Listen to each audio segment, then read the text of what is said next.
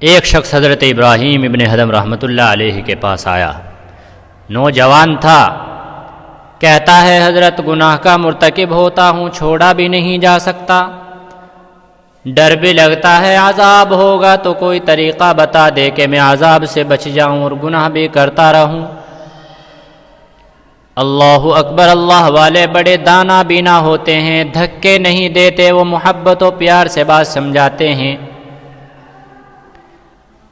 دل میں اتارتے ہیں۔ حضرت نے فرمایا ہاں میں تجھے طریقہ بتاتا ہوں۔ وہ بڑا خوش ہو گیا، بات سننے کے موڈ میں آ گیا، کہنے لگا کہ حضرت وہ کون سا طریقہ ہے کہ میں گناہ بھی کرتا رہوں اور میں عذاب و سزا سے بھی بچ جاؤں؟ کیا بات ہے، کیسا نوجوان تھا، کیسا انسان تھا کہ گناہ بھی کرتا ہے اور ڈرتا بھی ہے اور گناہ نہیں چھوڑتا۔ آپ نے فرمایا بھائی پہلی تجویز تو یہ ہے کہ اگر گناہ کرنا ہی ہے تو اللہ رب العزت کی نگاہوں سے اوجھل ہو کر کیا کر۔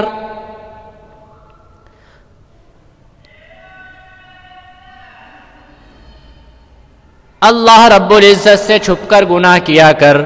وہ سوچ میں پڑ گیا، سوچتا رہا، کہنے لگا حضرت یہ کیسے ممکن ہے کہ میں اللہ رب العزت کی نگاہوں سے اوجھل ہو کر چھپ کر گناہ کروں؟ یہ تو ہو ہی نہیں سکتا، ممکن ہی نہیں ہے۔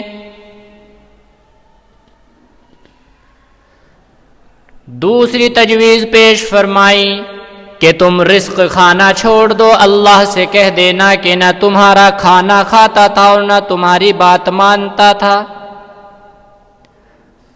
اس نے کہا حضرت یہ کیسے ممکن ہے کہ میں کھانا چھوڑ دوں اور پھر زندہ کیسے رہوں گا؟ یہ بھی ممکنات میں سے نہیں ہے، یہ بھی نہیں ہو سکتا۔ پھر اللہ والوں نے، حضرت نے، بزرگ نے تیسری تجویز پیش فرمائی کہ بھائی زمین و آسمان اللہ رب العزت کا ملکیت میں ہے، اس کی حکومت میں ہے، اور بادشاہ کی نافرمانی اس کے ملک میں رہ کر کرنا یہ ٹھیک نہیں ہے، یہ جرم عظیم ہے، لہذا اس سے باہر نکل کر نافرمانی کرنا کیسے ہو سکتا ہے؟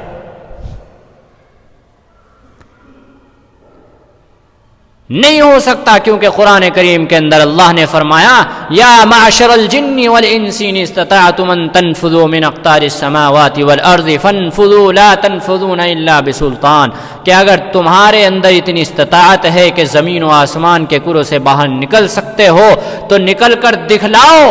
نکلو گے کیسے؟ کس دلیل سے نکلو گے؟ کیسے نکلو گے؟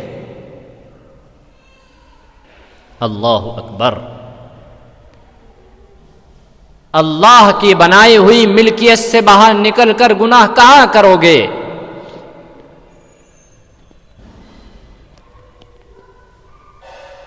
بات نہیں بنی تو چوتھی تجویز پیش فرمائی، وہ یہ کہ جب ملک الموت آئے روح قبض کرنے کے لیے تو انہیں کہہ دینا کہ تھوڑا انتظار کر لو تاکہ میں توبہ کر لوں۔ اس نے کہا حضرت وہاں تو انتظار کا کوئی تصور ہی نہیں، خود قرآن کریم کے اندر موجود ہے اذا جاء اجلهم فلا يستأخرون ساعة ولا يستقدمون، کہ جب موت آتی ہے تو نہ ایک لمحہ آگے ہوتی ہے اور نہ ایک لمحہ پیچھے ہوتی ہے۔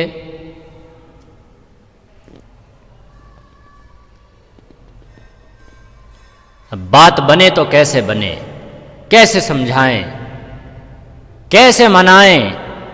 لیکن وہ بزرگ ہیں، وہ عالم ہیں، وہ اللہ والے ہیں، وہ ولی اللہ ہیں۔ اللہ والے نے فرمایا کہ 5ویں تدبیر یہ اختیار کر کے دیکھ لو کہ جب تم کو قبر میں دفن کر دیا جائے اس وقت منکر نکیر آئے تم سے سوال پوچھنے کے لیے تو تم کہہ دینا نو ایڈمیشن وداؤٹ پرمیشن۔ آج کل لوگ لکھ کر لگا دیتے ہیں، تم بھی کہہ دینا کہ بغیر اجازت کے کیوں آئے؟ اس نے کہا حضرت میں ان کو کیسے منع کر سکتا ہوں، یہ کیسے ہو سکتا ہے؟ وہ فرشتے ہیں، میں ان کو کیسے جواب دے سکتا ہوں؟ اللہ اکبر۔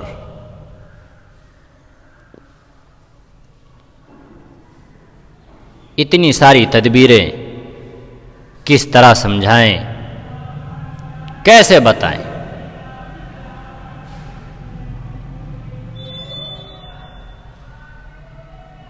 اسی طرح ان بزرگوں نے چھٹی تجویز فرمائی، کہنے لگے کہ بھائی ایک طریقہ اور بتاتا ہوں کہ جب قیامت کے دن تمہارے برے عملوں کو کھولا جائے گا اور پروردگار عالم فرشتوں کو حکم دیں گے کہ اس کو گھسیٹ کر تم جہنم میں ڈال دو، تو اس وقت تم ضد کر کے کھڑے ہو جانا کہ میں تو نہیں جاتا۔ اس نے کہا حضرت میری کیا حیثیت ہے کہ فرشتوں کے سامنے ضد کر کے کھڑا ہو جاؤں، میری تو کوئی حیثیت ہی نہیں۔ اوہو، اب لوہا گرم، اب لوہا گرم تھا، اب چوٹ لگانے کا وقت تھا، اب چوٹ دینے کا وقت تھا، لوہا کو سیدھا کرنے کا وقت تھا کہ لوہے کو سیدھا کیا جائے۔ حضرت نے فرمایا کہ بھائی جب تیری کوئی حیثیت ہی نہیں ہے، تو بے حیثیت ہے، تیری کوئی وقعت نہیں ہے، تو مٹی کا بنا ہوا ہے، مٹی ہے، تیرے اندر اتنا دم نہیں کہ تو خود کچھ کر سکے، اور تیری کوئی حیثیت نہیں ہے، تو اتنے بڑے پروردگار کی نافرمانی کیوں کرتا ہے بغیر حیثیت کے؟ اللہ، یہ چوٹ دینے کا وقت تھا۔ کس طریقے سے کتنی تدبیریں بتلا کر اس اللہ والے نے اس نوجوان کو سمجھایا ہے۔ کہنے لگا حضرت آج سے میں گناہ سے توبہ کرتا ہوں، توبہ کرتا ہوں، توبہ کرتا ہوں، آج کے بعد وعدہ کرتا ہوں کہ اپنے اللہ کی نافرمانی نہیں کروں گا۔ میرے بھائیوں، بے حیثیت ہوتے ہوئے آج ہم اللہ کا مقابلہ کرتے ہیں۔ یہ اللہ کے ساتھ چیلنج ہے، مقابلہ ہے کہ اس کی نافرمانی کرنا، اس کے حکموں کو پیچھے ڈال دینا، اپنی من مرضی اور اپنی من مانی کو آگے رکھنا، یہ اس کے ساتھ بغاوت ہے، اس کے ساتھ اعلان جنگ ہے۔ ادھر آذان ہوتی ہے اور ادھر ہم جو ہیں وہ میوزک میں مشغول ہوتے ہیں، گانے بجانوں میں مشغول ہوتے ہیں، ہم شیطانی دھندوں میں مشغول ہوتے ہیں، مانتے اللہ کو ہیں، مانتے رسول کو ہیں، لیکن نافرمانی شیطان کی کرتے ہیں۔ یہ میوزک کا سننا، گانا بجانا، گانا سننا، یہ سب سے شیطانی کام ہے، یہ شیطان کی فرما برداری کر رہی ہیں۔ تو اللہ کے واسطے اللہ کو مانتے ہو، رسول کو مانتے ہو، تو اس کی فرما برداری کرو، اس کی اطاعت کرو، اس کے حکموں کو مانو، اسی میں ہماری اور تمہاری کامیابی ہے۔ اللہ نے اسی میں ہماری اور تمہاری کامیابی رکھی ہے۔ فقیہ ابو اللیث سمرقندی رحمۃ اللہ علیہ فرماتے ہیں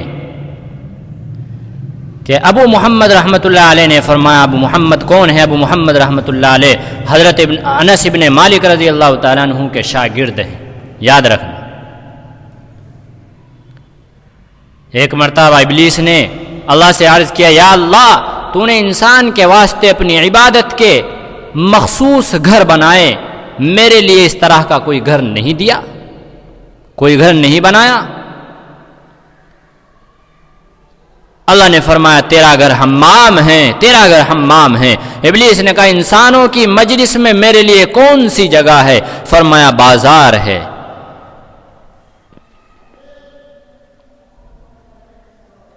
بازار کو اللہ نے ابلیس کی جگہ بتلایا ہے۔ ہم بازار کے اندر اس طرح سے گھومتے ہوئے ہوتے ہیں جیسے مکہ اور مدینہ میں گھوم رہے ہیں، جس طرح سے ہم اللہ کے گھر کی سیر کر رہے ہیں، وہ بازار ہے، وہ دنیا کی سب سے بری جگہ ارشاد فرمائی گئی ہے، وہ شیطان کا گھر ہے، ابلیس کا گھر ہے۔ ابلیس نے کہا ان کے پڑھنے کے لیے قرآن دیا، کوئی آسمانی کتاب دی، میرے لیے کیا دیا؟ فرمایا تیرے لیے شعر ہے، شعر و شاعری ہے، جس میں مبتلا ہو کر آج ہمارا نوجوان ڈوب چکا ہے، جس میں مبتلا ہو کر ہمارے نوجوانوں کا بیڑا غرق ہو چکا ہے، برباد ہو چکے ہیں، تنزلی کی طرف ہیں۔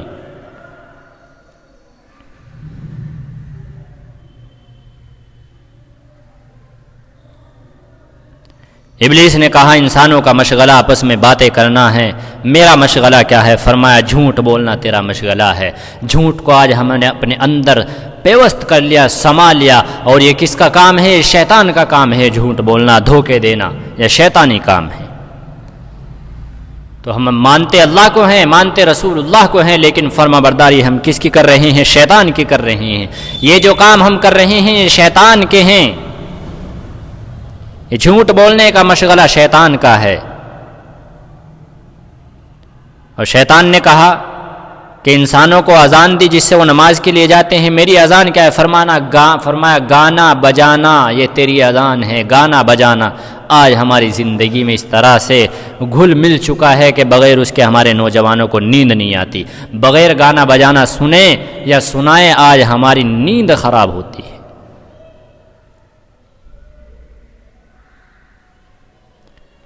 تو یہ شیطانی وساوس ہیں، شیطان کی فرمانبرداری آج انسان کر رہا ہے، ہم مسلمان ہو کر رہے ہیں۔